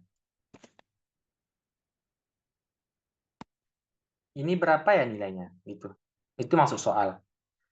Lalu kita baca lagi. Tentukan juga seberapa cepat luas permukaan bagian luar es berkurang. Oh, ini pertanyaan kedua. Nantilah ya. Kita fokus ke pertanyaan satu dulu aja. Saya kasih titik deh ini. Oke. Langkah selanjutnya apa? Ada yang tahu nggak? Setelah saya nulis ini, langkah selanjutnya apa? Cari hubungan antara V dan H. Iya, mantap Zaki. Berarti kita perlu rumus volume S ya. Volume S apa? Zaki, bisa nggak? Volume S. Atau lupa? Saya kasih tahu deh, kalau bola pejal gini, bola padat gini, nyari volumenya itu 4/3 pi R pangkat 3. R itu dari sini ke sini. Berarti ini 4/3 pi eh pi sebentar. Pi H pi 2H ditambah R. Dua hanya dari Bentar. mana? Satu H deh, Kak. Pi pi H tambah pi H tambah R. R-nya yang mana? Di situ. R-nya tadi yang jari-jari bola Oh, besinya. udah ada angka. Kalau udah ada angka, pakai angkanya aja. Berarti 4/3 pi H ditambah 5 Nah, dikurang, pangkat 3 ya. ya pangkat 3 dikurang 4/3 pi kali 5 Oke, mantap. pangkat 3 Jadi, juga. ya, jadi itu.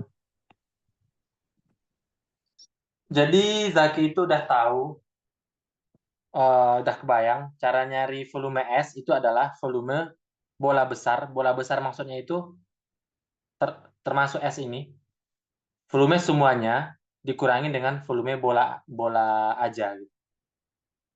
Kita akan dapat volume S. Oke ya, makasih Zaki. Nah, setelah ini udah gampang banget ini. Langsung hubungan V dan H. Selain V dan H kan nggak ada variabel lain lagi kan, angka semua ini. Jadi setelah ini diapain Zaki? Langsung diturunin bisa, Kak. Iya, terhadap T ya.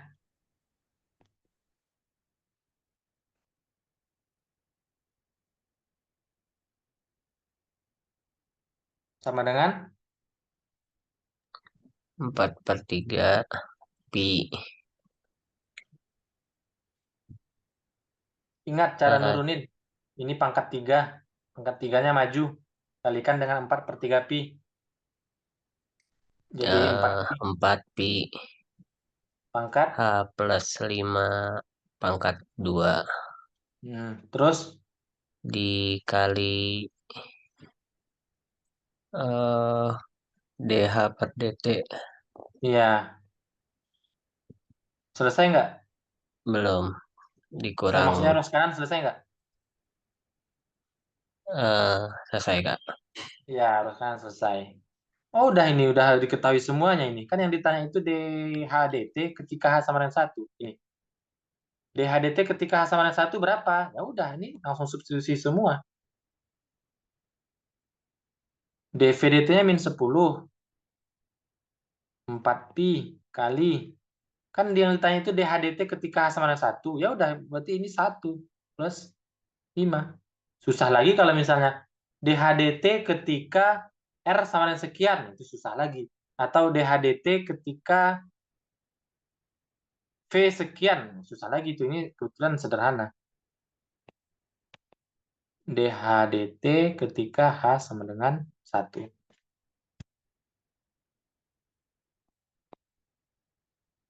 Ini jadi berapa ya? 36 kali 4 ya? 144 ya?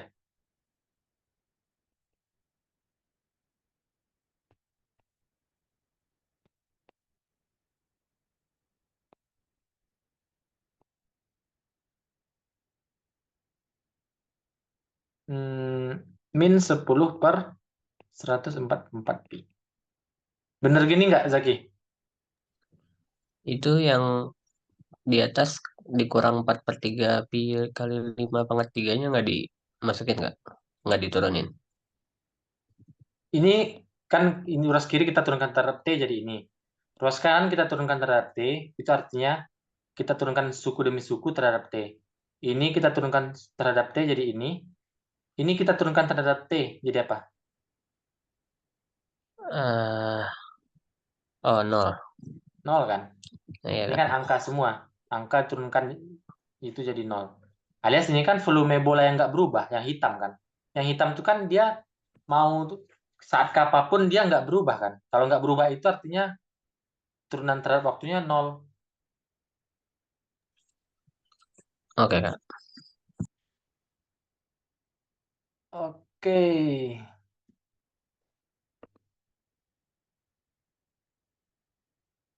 Kita, oke, saya tanya temannya deh.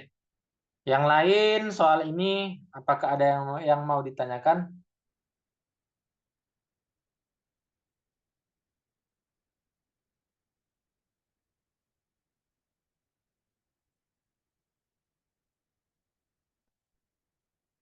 Kan sampai 9.20.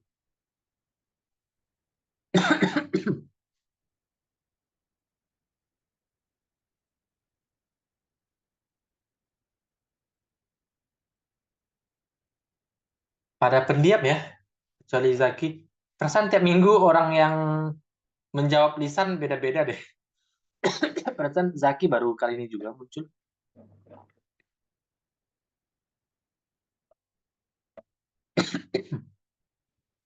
Minggu kemarin tuh nggak usah Sean deh. Terus minggu pertama itu apa ya? Lupa. Kinan kayaknya pernah juga.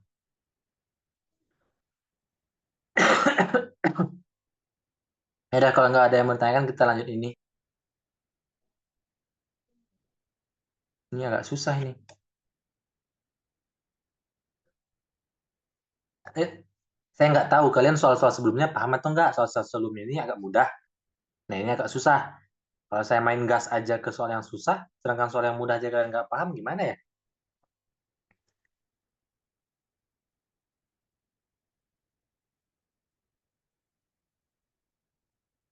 Nggak apa-apa saya. Tapi nanti saya tanya-tanya ya. Udah jam 9:03 masih sempat satu soal. Sebuah tangki berbentuk kerucut terpancung mempunyai ketinggian 2 meter. Kalau dia bicara tangki terus kerucut terpancung, biasanya gambarnya itu gini. Kerucutnya itu biasanya arah ke bawah. Ini yang besarnya, ini yang kecilnya. Gini.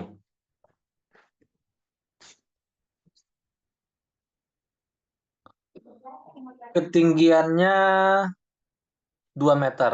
Berarti yang dua itu yang ini. Jari-jari bagian bawah 0,5. Berarti 0,5 itu dari sini sampai sini. Dan jari-jari bagian atas satu. Satu ini sampai sini. Ke dalam tangki dialirkan air dengan laju 0,5 liter per menit. Jadi kita tuangin air. Nah, airnya bergerak kan? Semakin lama semakin naik kan dia. Ini air.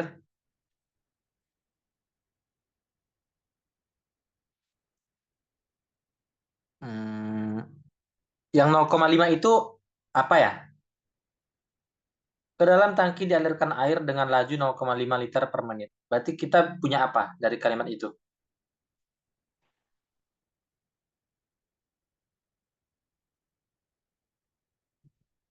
Aduh, jangan lama-lama. Di Faber DT kak. dVdt sama dengan 0,5. Positif ya.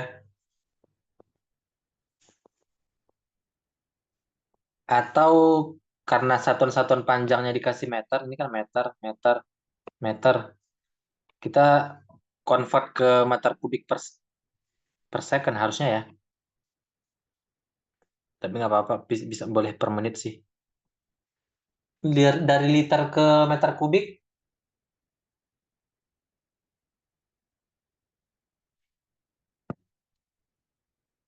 0,5 kali 10 pangkat min 3 ya. Ya, Kak. Per menit aja nggak apa-apa ya, nggak satuan SI. Harusnya kan kalau satuan SI itu per second, tapi kalau di matematika biasanya satuan nggak terlalu esensi, nggak terlalu sensitif,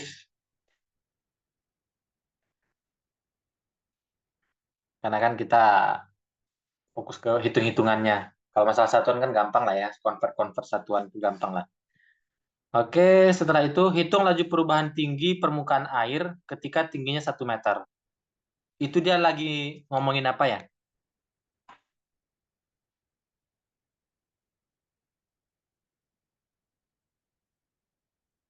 Ada yang bisa terjemahin nggak? DH per DT ketika H sama dengan 1. Hanya yang mana? Coba bilangin dari gambar itu dari mana ke mana hanya. Hanya dari bawah sampai garis ungu, Kak. Oke, mantap. Jadi hanya itu ini sampai sini. Terus yang ditanya itu berapa laju perubahan ketinggian air ketika ketinggian airnya 1 gitu ya. Ini sama dengan apa gitu. Oke, kita lanjut. Berarti kita butuh hubungan volume air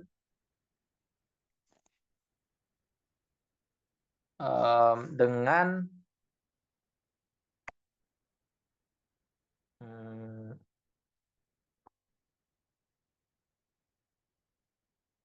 warna ungunya hilang. Dengan apa, Zaki? Dengan ketinggian air. Oke, mantap. Kita perlu ini eh sama dengan berapa H gitu ya. Nyari volume air itu caranya gimana ya? Volume air itu yang ungu doang. Ini sudah saya spill nih caranya.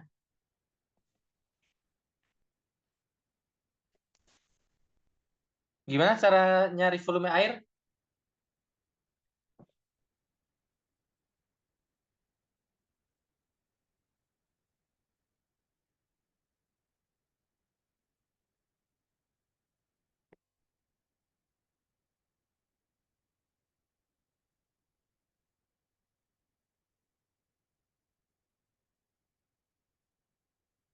Ayo, gimana nyari volume air?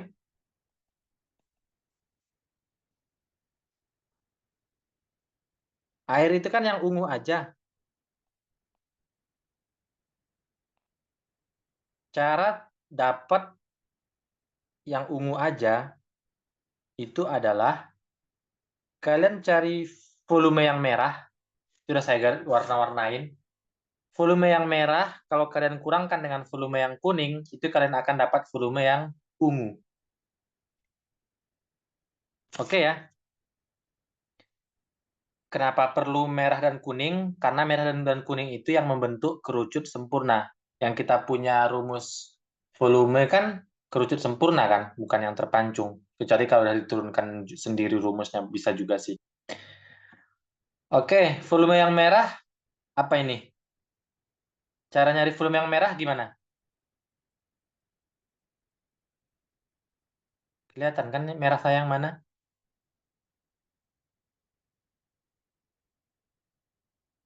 Ayo ngomong, ayo jawab cara nyari volume merah apa? Nah, kalau ada yang belum saya perkenalkan variabel, kalian tambahin sendiri.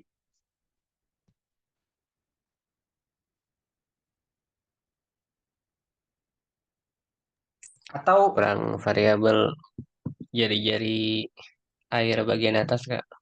Iya, mantap. Jadi perlu R di sini. Saya nanya, R-nya itu konstan nggak? Atau dia berubah-ubah? Berubah-ubah.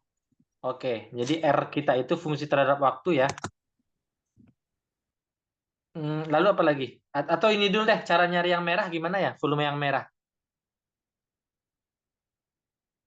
Bilangin dulu aja, kalaupun misalnya belum ada notasinya di situ, nanti belakangan kita buat. Apa dikali apa gitu. Yang mana kali yang mana gitu. Cara nyari volume yang merah. 1/3 dikali pi Sepertiga dikali pi kali R R R. R pangkat 2. Oh iya. R Lupa pangkat 3. rumus. Lupa rumus kerucut. Volume kerucut. Coba ya. Ini sepertiga pi R kuadrat T. Kalau gambarnya itu seperti ini. Ini ke sini R, ini ke sini T. Gitu. Berarti nyari yang merah sepertiga pi R kuadrat kali. Eh,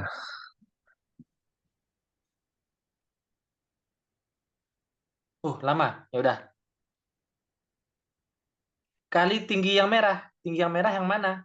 Dari sini ke sini. Dari sini ke sini H.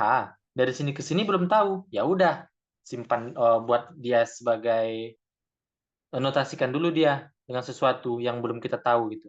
Y misalnya. Berarti H plus Y. Dikurangi volume yang kuning. Volume yang kuning itu adalah sepertiga pi kali jari-jarinya 0,5 konstan itu. Jari-jarinya yang kuning kan yang ini nggak berubah-ubah kan? 0,5 kuadrat kali tinggi yang kuning. Tinggi yang kuning apa? Y gitu. Nah, tapi Y itu dia berupa angka. Kita bisa cari tahu dia. Kita bisa cari Y itu angkanya berapa gitu. Nah, kita perhatikan coba segitiga ini. Yang paling gede ini sama ini yang pancung itu eh jadi di sini ada air. Nah, jangan perhatikan yang ungu dulu. Fokus ke segitiga yang hitam. Ini yang setengah itu, ini yang satu, yang dua itu yang ini yang Y. Nah, kita gunakan kesebangunan segitiga. Kalian perhatikan segitiga kecil dan segitiga besar. Saya agak cepat aja ya. Dari kesebangunan segitiga segitiga kita bisa punya ini. Eh tinggi segitiga besar per tinggi segitiga kecil sama dengan alas segitiga besar per alas segitiga kecil. Dari sini kita punya 2 plus Y per Y sama dengan 2. Kita punya, atau biar lebih ringkas, 2 plus Y sama dengan 2Y.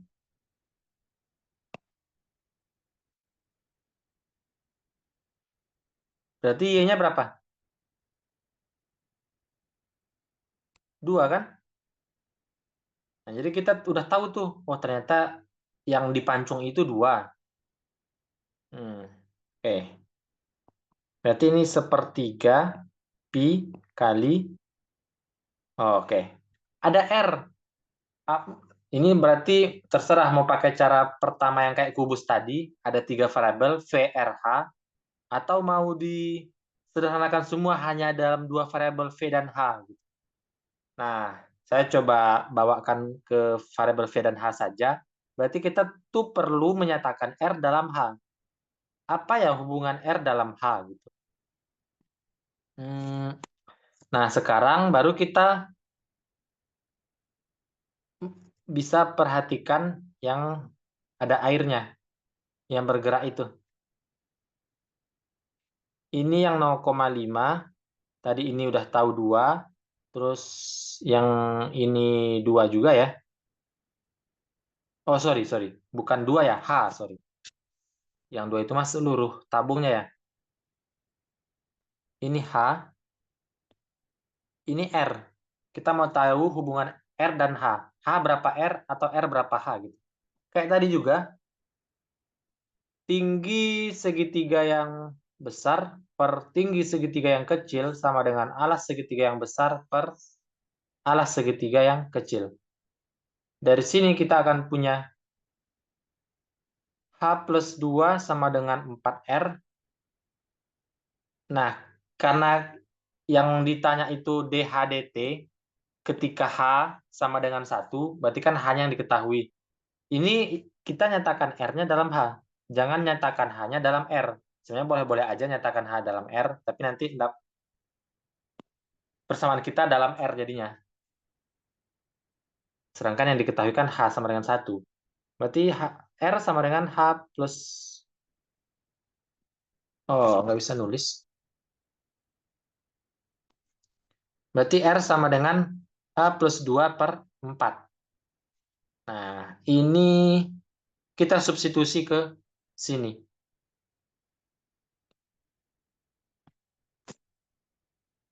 Berarti kita akan dapat tuh persamaan V hanya dalam H. R-nya kita ganti dengan H plus 2 per 4 pangkat 2. Karena R kuadrat. Ini Y-nya juga udah tahu angkanya. Kurang Pi. Ini kan tadi 2 ya.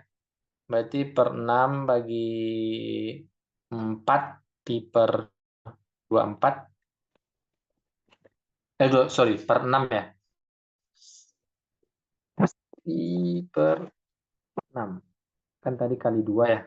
1/12 kali 2 ya, per 6, oke. Nah, udah tuh. Kita punya hubungan V dan H. Hanya itu, nggak ada variabel lain. Baru kita turunkan terhadap T. Oh, sorry. Kita tulis rapi dulu deh si V-nya. Yang 4 kuadrat ini, yang per 4 kuadrat, saya kalikan dengan 3. Jadi 1/48 Pi. Terus yang si H plus 2 kuadrat itu, saya kalikan dengan H plus 2, jadi pangkat 3. Oke, ini udah sederhana banget. Berarti dV dt turunkan terhadap T, kayak tadi. 1/16 Pi H plus 2 pangkat 2. Nah, itu 0 diturunkan terhadap T. Terus yang ditanyakan, oh ada dH dt-nya ya, kali dH dt. Terus dV dt itu ketika hanya 1, ini kita evaluasi semuanya di H sama dengan 1. Sama dengan Pi per 16 kali 1 plus 2 pangkat 2 kali dH dt ketika H sama dengan 1. dV dt udah ada angkanya, yaitu tadi 0,5 kali 10 pangkat min 3. 0,5 kali 10 pangkat min 3 sama dengan 9 pi per 0,5 ini saya buat setengah aja ya. 9 pi per 16 kali dH dt ketika hanya 1. Berarti dH dt ketika H sama dengan 1 adalah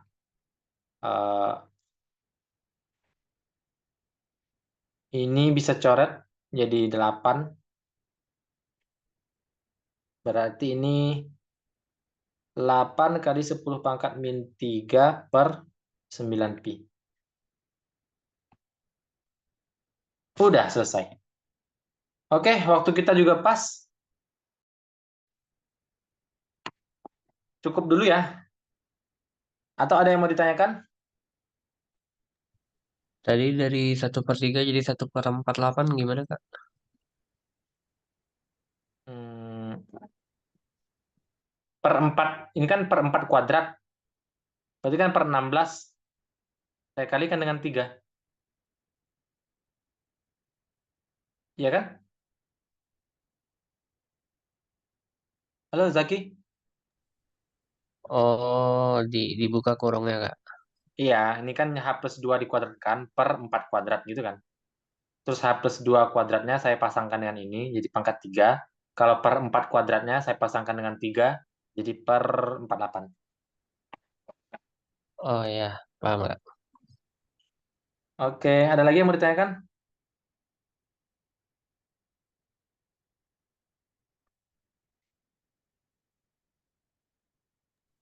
Nah, pas. Oh, nggak jadi, Pas Kak. ya. Oke, sampai jumpa ya. Terima kasih semuanya. Saya akhiri ya. Terima kasih, Kak. Sama-sama. Ya, terima kasih, Kak. Sama-sama.